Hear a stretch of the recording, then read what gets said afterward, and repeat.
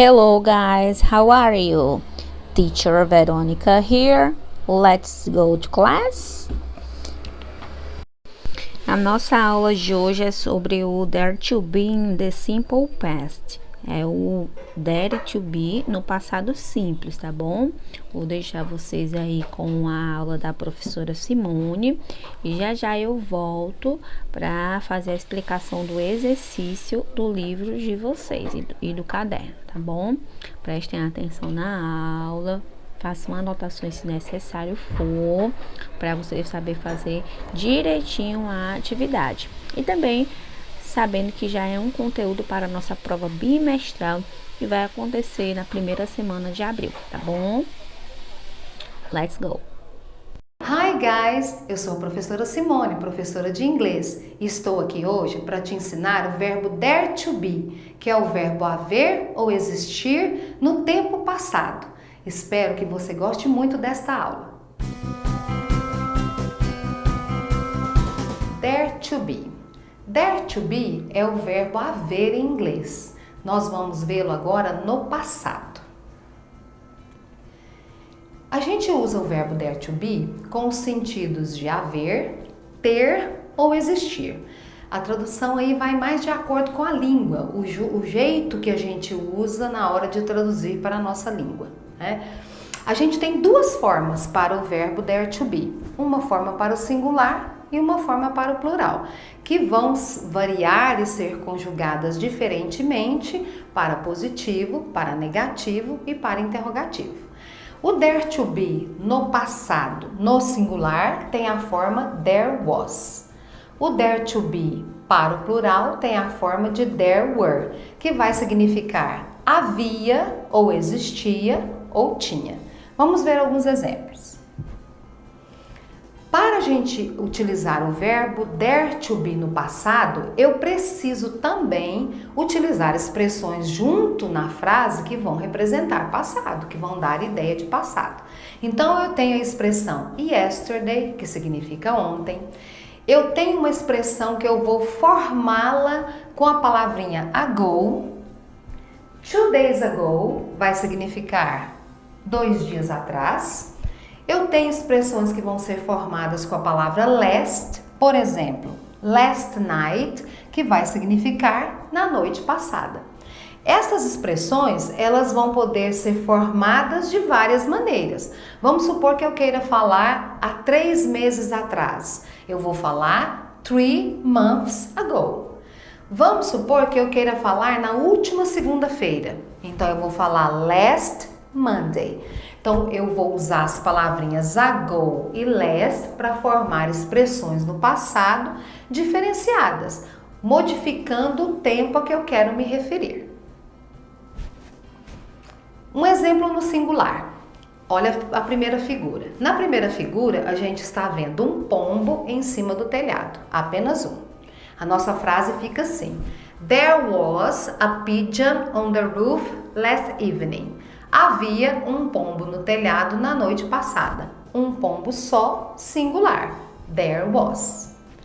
A segunda imagem que a gente tem vários pombos em cima do telhado. Então, eu preciso de plural. Então, o plural vai ser There were many pigeons on the roof last evening. Havia muitos pombos no telhado na noite passada. Formas do verbo dare to be no passado, na negativa e na interrogativa. Na forma do singular, a negativa vai virar there wasn't, não havia.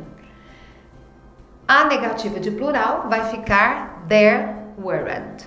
A interrogativa de singular vai ficar was there e para o plural vai ficar were there. Alguns exemplos. There wasn't a dog in the kennel yesterday. Não havia um cachorro no canil ontem. Pela imagem você está vendo que o canil está vazio, singular. Was there a dog in the kennel yesterday? Construindo a pergunta, a formação de pergunta é was there. Então a pergunta fica: havia um cachorro no canil ontem? Respostinhas curtas, eu vou usar o próprio dare to be para formar a construção. Yes, there was, se a resposta fosse positiva. Nesse caso, a resposta é negativa, de acordo com a nossa figura. Então, vai ficar no, there wasn't. Para o plural, there weren't animals in the zoo last month. De acordo com a nossa figura, zoológico vazio. Não havia animais no zoológico no mês passado. E para a pergunta, como é que eu vou usar a forma de plural? Were there mobile phones 50 years ago? Haviam telefones celulares há 50 anos atrás? Plural, resposta curta. A mesma expressão que eu usei para fazer pergunta. Eu perguntei com were there, na resposta eu vou inverter a posição, mas vou usar a mesma expressão. Se a resposta fosse positiva, yes, there were. Nesse caso, a resposta é negativa, no, there weren't.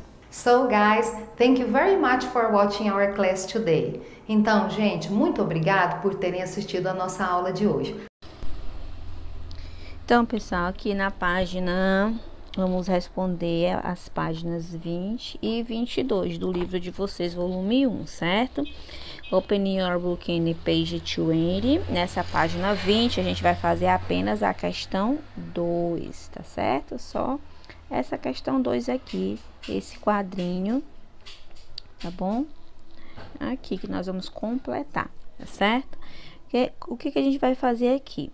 Veja bem, depois de ter assistido essa belíssima explicação com a professora Simone sobre o dare to be in the simple past, né? O dare to be no passado simples, você viu que there was é para o singular e viu que there were é para o plural, não é isso? Então, o que tá faltando aqui, ó? Tá pedindo plural. Aqui é singular, certo? Ó, there was, afirmativa, there wasn't, negativa, e was there na interrogativa, mas todos eles são no singular. Então, aqui ele quer que complete com o plural. Acabei de falar como é o plural, né? Tá aqui, ó, o plural é there were. Então, na afirmativa, como vai ficar aqui? Zebras. Haviam zebras. There were. Aqui na negativa já tá. Weren't any elephants. Não havia nenhum elefante. O que é que tá faltando aqui? Para completar a frase? There. E na interrogativa já tem o there. Many different animals. Havia diferentes animais. Então, o que é que está faltando aqui? Where, que vai para a frente do there. Continua a frase ponto de interrogação, né? Então, o que está faltando nessa frase é where, certo? Vamos agora para a página 22. Na página 22, nós vamos completar com o dare to be, dependendo das dicas que estão aqui. Que dicas são essas? A frase, o contexto da frase. Você vai ler o texto, usar um dicionário, porque eu passei só 2 páginas para você fazer com cuidado, certo? Então, o dare to be, ele é dividido em quê? Em there was, né? E there were. Forma afirmativa, é assim. Se for a forma negativa, acrescenta a partícula not. E se for interrogativa, coloca o was antes do there, coloca o where antes do there, não é isso? Tá? Então, você vai observar todo o contexto da frase para saber se é singular ou se é plural. Na própria frase tem dicas, ó. Aqui é uma there were, uma resposta a essa pergunta aqui. Então, se ela está respondendo com there were, a pergunta foi também com there were. Só que, por ser pergunta, quem vem primeiro? O where, depois o there, certo? Aí você observa aqui a frase direitinho, vê se é afirmativa, se é negativa, se é interrogativa. Olha se a frase está no singular, se está no plural. tá bom? Para completar direitinho. No diálogo 2, ó. Mesmo jeito, é uma pergunta. Sendo pergunta, vem primeiro was ou where, dependendo da frase, se for singular ou plural, certo? Então, ó, no, se tem no é negativa, então aqui tem que completar com a forma negativa, tá certo? Tem que observar o texto com atenção. Aqui, ó, interrogativa, então aqui quando você for completar tem que lembrar que tem que vir o was ou where primeiro antes do there. Aí você olha aqui, ó, afraid, quando tem esse azinho aqui, que quer dizer um, ou então uma, aí você já sabe que tá no singular. Se tá no singular, vai usar o was, não é isso? Se é pergunta, então primeiro o was, depois o there, aqui na frase. Certo? Então é isso. Você olha bem direitinho o diálogo, observando todas as dicas, ó. Interrogativa, certo? A interrogativa aqui é uma resposta. Many people, muitas pessoas, plural. Então no plural você vai usar o where, ok? Então tem que observar tudo isso para completar certinho, ok? E agora, depois que você responder essas páginas do livro, você vai copiar o assunto no caderno, e tem uma questãozinha aí que eu deixei logo abaixo no formulário para você copiar essas frases no caderno e traduzi-las, tá bom? Faz com calma, com atenção, faz de caneta para que eu possa enxergar direitinho. Você tem aí até a segunda-feira da outra semana para tentar entregar tudo isso, tá bom? E é isso. Goodbye, see you later.